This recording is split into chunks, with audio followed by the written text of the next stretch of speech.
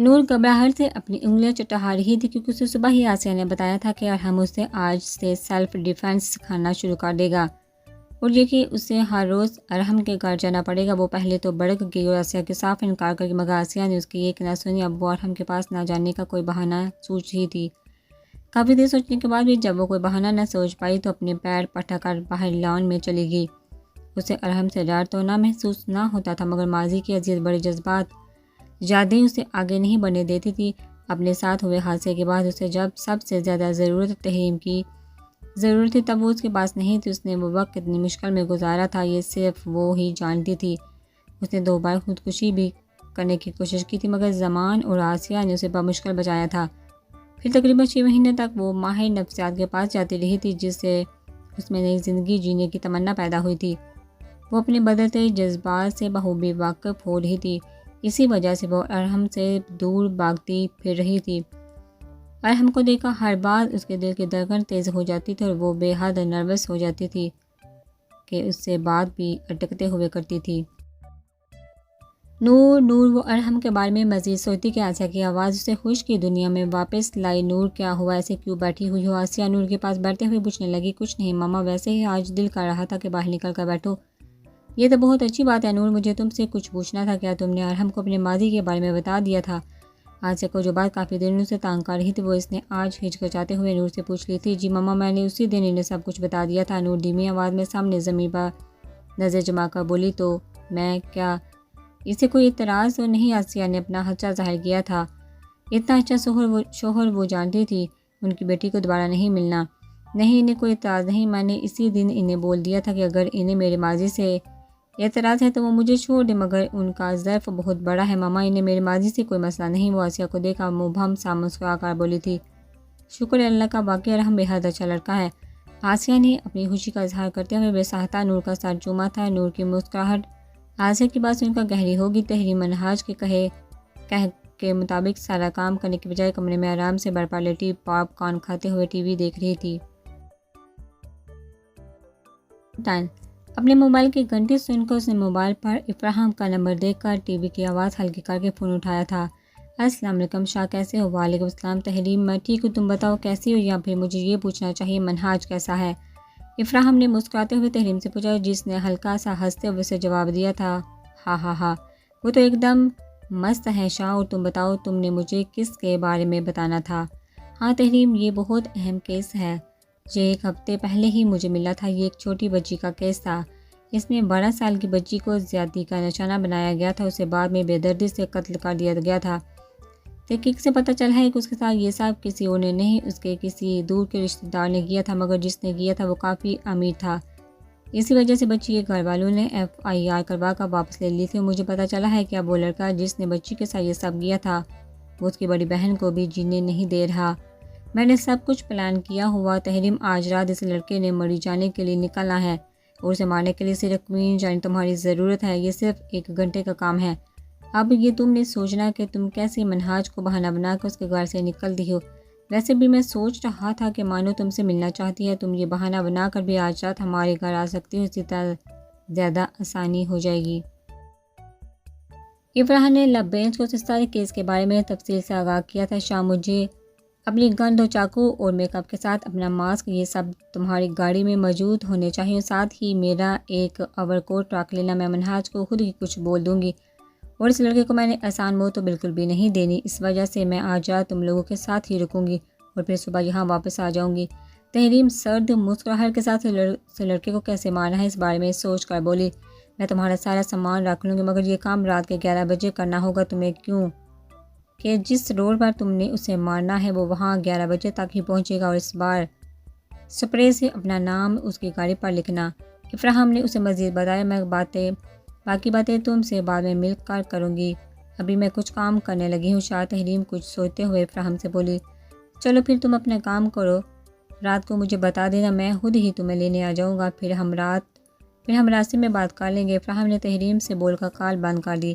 تحریم mobile side table پر رکھتی ایک نظر ارد گرد کمرے میں ڈالنے لگی، جہاں سارا سامان اس نے ہی بکھیرا تھا۔ وہ منہ بکارتے ہوئے ٹی وی بند کر کے کمرے کی حالت درست کرنے لگی۔ وہ سارا کام کر کے منہاج سے آسانی سے اجازت لینا چاہتی تھی تاکہ منہاج کی وجہ سے ان کا پلان خراب نہ ہو جائے۔ وہ منہ کے زاویے بگاڑتے ہوئے کمرہ صاف کرنے لگی۔ اس کی یہ کام کرنے سے تو ویسے بھی جان جاتی اور اب کام کرتے ہوئے اس کا دل منہاج کے بال نوچنے کا کر رہا تھا۔ اس نے 1 گھنٹے میں کچھوے کی رفتار سے سارا کمرہ صاف کیا تھا اور اب وہ بیڈ پر بیٹھ کر کچھ دیر آرام کرنے لگی۔ منہاج عرف سڑا ہوا کریلا پتہ نہیں کیا سمجھتا ہے خود کو، اگر آج میری مجبوری نہ ہوتی تو کوئی کام نہیں کرتی۔ وہ منہ میں غصے سے بڑبڑا کر کچن میں منہاج کے لیے کھانا بنانے کے لیے چلی گئی۔ ایمان شہوار کے کہنے پر پارٹی کے لیے اپنا ڈریس لینے جانے لگی تھی جب پینٹ شرٹ پہننے کے لیے اٹھاتے ہوئے اس کے ذہن میں افراہم کا خیال آیا تھا تو خوف سے اس نے وہ واپس الماری میں تقریباً پھینکنے کے انداز سے رکھا اور الماری سے کوئی اور ڈریس نکالنے لگی۔ اس نے ایک شرٹ نکالی جو اس کی گھٹنوں تک آتی تھی اور ساتھ ہی اس نے اپنی جینز نکال کر ایک چھوٹا سا سٹالر بھی نکال لیا۔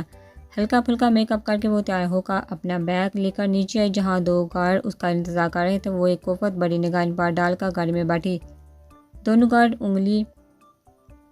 گارڈ اگلی سیٹوں پر بیٹھے ہوئے تھے۔ وہ اپنا موبائل نکال کر استعمال کرنے لگی۔ اس کے ساتھ اس کی ایک دوست بھی جا رہی تھی۔ وہ تھوڑی دیر بعد شہر کے سب سے بڑے مال کے باہر موجود تھی۔ اس کی دوست اسے مال کے باہر ہی مل گئی تھی۔ وہ دونوں اکٹھے ہی مال میں داخل ہوئے، مختلف دکانوں میں سے کپڑے دیکھنے لگی۔ اس کی دوست دوسرے سیکشن میں تھی۔ جب ایمان کو کسی کی نظروں کی تپش خود پر محسوس ہوئی، اسے اچانک ہی خوف محسوس ہونے لگا تھا۔ اس نے اپنے ارد گرد دیکھا تو وہاں کوئی موجود نہیں تھا، البتہ گارڈ اس کے ساتھ تھوڑے سے فاصلے پر موجود تھے۔ اس نے اپنا سر جھٹکا مصروف سے انداز میں ایک گرے رنگ کا فراق نکالا اور اس کو ایک نظر دے کر اسے خرید لیا۔ اس کی دوست نے بھی تقریباً شاپنگ کر ہی لی تھی۔ وہ شاپ سے نکلی ہی تھی جب سامنے سے ایک شخص نے ایمان پر نشانہ باندھ کر اس پر گولی چلائی تھا۔ ایک گارڈ نے اس شخص کو دیکھ لیا تھا۔ اس نے فوراً ہی ایمان کو نیچے کی طرف دھکیلا تھا اور اس شخص پر نشانہ باندھا تھا۔ ایمان اچانک گولی چلنے اور نیچے گرنے کی وجہ سے کچھ سمجھ نہ پائی تھی، مگر چاروں طرف ہوتی بگدور شور اور گولیوں کے چلنے کی آواز نے اسے سب سمجھا دیا تھا۔ ایمان نے کڑھنے کی آواز پر اپنا سر دائیں جانب موڑا تو وہاں اس کے دوست اپنے بازو کو پکڑے بیٹھی تھی جس سے خون نکل رہا تھا۔ ایمان نے آنکھیں پھیلا کر اس کے بازو سے نکلتا ہوا خون دیکھا۔ ایمان میری مدد کرو، اس کی دوست بولی تو وہ جلدی سے اس کے قریب بڑھنے لگی کہ پیچھے سے کسی نے ایمان کو کھینچ کر اٹھایا تھا اور زور سے اس کے منہ پر ہاتھ رکھا تھا، جبکہ اس کی دوست گارڈ کو بلانے لگی۔ ایمان نقاب پوش اسے کسی کا اپنے ساتھ لے جانے لگا، جبکہ ایمان کے گارڈ اس کی طرف بڑھ رہے تھے، مگر لوگوں کے بھاگنے کی وجہ سے وہ اس کے پاس پہنچ نہیں پا رہے تھے۔ ان کے پلک جھپکتے ہی ایمان کو وہ شخص دیکھ کر غائب ہو چکا تھا۔ شٹ، بوس کو کال کرو، ان میں سے ایک گارڈ غصے سے دوسرے سے بولنے لگا۔ وہ شوٹر کو پہلے ہی مار چکے تھے اور سارا مال بھی دیکھ چکے تھے، مگر انہیں کہیں بھی ایمان نہیں ملی تھی۔ انہوں نے ڈرتے ڈرتے جبران کو کال کی تھی۔ سر ایمان میم پر حملہ ہوا تھا اور انہیں ایک آدمی لے گیا ہے، ہم نے ہر طرف دیکھ لیا ہے، وہ کہیں مل نہیں رہی۔ کیا بکواس کر رہے ہو؟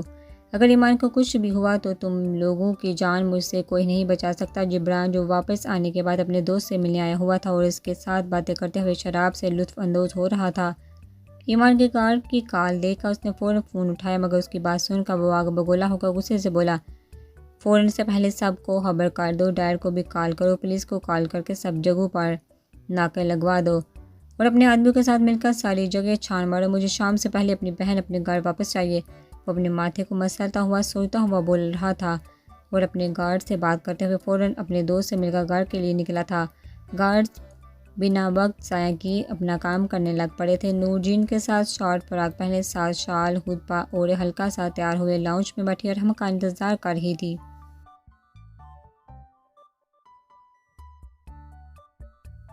ارحم کے ساتھ اکیلے جانے کا سوچ کر ہی اس کی ہتھیلیاں گھبراہٹ سے بھیگنے لگی تھی۔ باہر سے گاڑی کا ہارن سن کر اس کا دل پوری تیزی سے دھڑکنے لگا تھا۔ نور، ارحم باہر آ گیا، جاؤ بچے، وہ تمہارا انتظار کر رہا ہے۔ جی ماما، میں جا رہی ہوں۔ نور آسیہ کی بات سن کر آہستہ سے اپنی جگہ سے اٹھی تھی اور چھوٹے چھوٹے قدم اٹھاتے ہوئے باہر جانے لگی۔ وہ گیٹ سے باہر نکلی تو اس کی نظر گاڑی سے ٹیکے لگا کر کھڑے فون استعمال کرتے ہوئے ارحم پا پڑی۔ ارحم نیوی بلو جینس کے ساتھ سفید شرٹ پہنے کھڑا تھا۔ ارحم نے شرٹ کے بازو کوہنیوں تک فولڈ کیے ہوئے تھے، بکھرے ہوئے بالوں کے ساتھ وہ بے حد ہینڈسم لگ رہا تھا۔ اس کا یہ رف ٹف سا حلیہ بھی نور کی دھڑکنوں کو منتشر کر گیا تھا۔ ارحم نے نور کے آنے پر موبائل بند کر کے جیب میں رکھتے ہوئے مسکرا کر اس کے لیے گاڑی کا دروازہ کھولا تھا۔ نور نے ارحم کی اپنی طرف دیکھنے پر فوراً اپنی نظر جھکائی تھی اور گاڑی میں بیٹھ گئی تھی۔ کیسی ہو کیوٹی پائی؟ ارحم نے گاڑی اسٹارٹ کرتے ہوئے پیار سے مسکراتے ہوئے نور سے پوچھا۔ ارحم کے منہ سے اپنے لیے کیوٹی پائی سن کر بے ساہتا اس کے لب پھیلے تھے۔ میں ٹھیک ہوں، آپ کیسے ہیں؟ اس نے اپنے لب کاٹتے ہوئے ارحم سے بھی پوچھ ڈالا۔ میں تمہارے سامنے ہی ہوں، خود دیکھ لو کیسا لگ رہا ہوں۔ ارحم نے مسکرا کر نور سے کہا۔ نور کی گھبراہٹ ارحم کے ہلکے پھلکے لہجے میں بات کرنے کی وجہ سے تھوڑی سی کم ہو گئی تھی۔ سارے راستے ارحم نور سے باتیں کرتے ہوئے آیا تھا۔ اگر یہ کہا جائے کہ زیادہ باتیں ارحم نے ہی کی تھی تو غلط نہ ہوگا، کیونکہ نور نے صرف ہوں ہاں کے علاوہ شاید ہی کوئی لفظ اپنے منہ سے نکالا ہو۔ ارحم سے اپنے ساتھ لے کر اپنے گاڑی میں داخل ہوا۔ نور اپنے ارد گرد دیکھتے ہوئے ارحم کے پیچھے پیچھے چل رہی تھی۔ نور جو اپنے دھیان میں چل رہی تھی ارحم کا رکنا محسوس نہ کر سکی اور سیدھا اس کی کمر میں اس کا سر بجا آ۔ نور نے ہلکا سا کڑھاتے ہوئے اپنا سر تھاما تھا۔ کیا ہوا، تم ٹھیک تو ہو؟ پتہ نہیں تمہارا دھیان کہاں ہوتا ہے؟ ارحم نور کا سر ہلکا ہلکا سہلاتے ہوئے اس سے بولنے لگا، جو معصوم بنا کر کھڑی اس کے ذرا سی قربت پر ہلکا ہلکا کبانے لگی تھی۔ مجھے کچھ نہیں ہوا، وہ ارحم سے پیچھے ہٹتے ہوئے دھیمی آواز میں بولی۔ ارحم نے گہرا سانس لے کر اس کے ہاتھ کو پکڑا تھا، اسے اپنے ساتھ ایک روم کی جانب بڑھنے لگا جو اس نے صبح ہی صاف کروایا تھا۔ نور، تم نے پانی یا پھر اگر کچھ پینا ہے تو بتا دو، پھر ہم پریکٹس شروع کرتے ہیں۔ ارحم نور کا ہاتھ ابھی بھی پکڑے کھڑا تھا۔ نور نے اس کی بات پر اپنا سر نفی میں ہلایا۔ تم ایسا کرو کہ اپنی شال اتار کر رکھ دو، کیونکہ پریکٹس کرتے وقت اس سے مشکل ہوگی اور جھجکنے کی کوئی ضرورت نہیں ہے، تم کسی غیر کے نہیں اپنے محرم کے ساتھ ہو۔ ارحم کی بات سن کر اس نے اپنی آنکھوں کو پھیلا کر اس کی طرف دیکھا تھا۔ اسے معلوم تھا کہ ارحم کی بات ماننے کے علاوہ اس کے پاس کوئی چارہ نہیں۔ اس وجہ سے وہ اپنی گھبراہٹ پر قابو پاتے ہوئے آہستہ سے اپنا رخ ارحم کی طرف سے موڑ کر اپنی شال اتارنے لگی۔ اس نے لب کاٹے ہوئے شال ایک سائڈ پر موجود جگہ پر رکھ دی۔ وہ اب بھی ارحم کی طرف سے رخ موڑ کر ہی کھڑی تھی جب ارحم کی آواز اس کے کانوں میں پڑی۔ نور، اب میں سٹارٹ کرنے والا ہوں اور یار اب تمہیں شرمانے کی ضرورت نہیں ہے، میری طرف مڑو اور میری باتیں غور سے سنو۔ نور گہری سانس لے کر خود میں اعتماد پیدا کرنے کی کوشش کرتے ہوئے ارحم کی جانب مڑی اور غور سے اس کی باتیں سننے لگی۔ جو نظر جھکائے کھڑا بول رہا تھا اس کو نظر جھکائے دیکھ کر نور ہلکا سا مسکرائی تھی۔ پہلی بات نور، اگر کبھی کوئی بری سچویشن کا تمہیں سامنا کرنا پڑے تو خود پر خوف اور ڈر کو حاوی مت ہونے دینا، یہ بات اپنے ذہن میں بٹھا لو۔ اگر تم نے خود پر خوف طاری کر لیا تو تمہارا دماغ کبھی بھی مشکل صورتحال میں کچھ نہیں کر پائے گا۔ ارحم اسے بتانے لگے، جسے سن کر نور اپنا سر ہلانے لگی۔ ارحم نے اسے مزید 2-4 باتیں بتانے کے بعد اسے اپنے قریب آنے کا کہا تو نور جھجکتے ہوئے اس کے قریب آنے لگی۔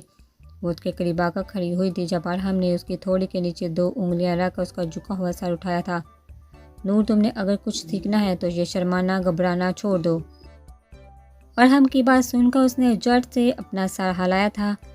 ارحم نے بے ساہتا جھک کر نور کے سر کو محبت سے چوما تھا، جس سے نور کی سانس ایک پل کو سینے میں اٹک گئی تھی۔ چلو اب یہاں میرے سامنے کھڑی ہو، وہ اسے اپنے سامنے کھڑا کرتا ہوا بولا۔ نور کا رخ ارحم سے دوسری جانب تھا۔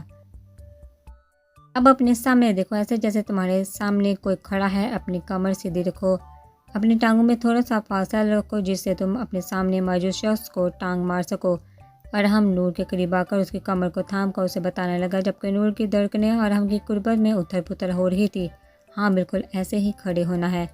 وہ اسے مختلف چیزیں بتانے لگا تھا۔ تقریباً 1 گھنٹے بعد پریکٹس کرنے کے بعد جب ارحم کو محسوس ہوا کہ نور تھک چکی ہے تو اس نے وہاں ہی پریکٹس روک دی۔ نور سرخ چہرے کے ساتھ کھڑی گہرے سانس لے رہی تھی جب ارحم نے اس کا چہرہ اپنے ہاتھوں میں بڑھا تھا اور بے ساہتا جھک کر اس کا گال چوما تھا۔ تم نے آج بہت اچھا کام کیا ہے نور۔ نور کا چہرہ جو ارحم کی جسارت کی وجہ سے مزید سرخ ہو چکا تھا، اس پر ارحم کی بات سن کر ایک خوبصورت مسکان نمایاں ہوئی تھی، جسے دیکھ کر اپنا آپ بھولتا ہوا محسوس ہوا تھا۔ وہ جلد سے خود پر قابو پاتا ہوا نور سے دور ہوا تھا۔ وہ نور کو خود سے ڈرانا نہیں چاہتا تھا۔ آ جاؤ نور، تم ساتھ والے کمرے میں فریش ہو جاؤ، میں تب تک کھانے کے لیے کچھ منگواتا ہوں۔ ارحم نور سے بول کر اسے ساتھ والے کمرے میں چھوڑ کر چلا گیا۔ نور کے فریش ہو کھانے کے تھوڑی دیر بعد کھانا بھی آ چکا تھا۔ ان دونوں نے خاموشی سے ہی کھانا کھایا تھا۔ بیچ بیچ میں ارحم ہلکی پھلکی باتیں کر رہا تھا۔ ارحم کھانا کھانے کے بعد نور کو اس کے گھر واپس چھوڑ آیا تھا۔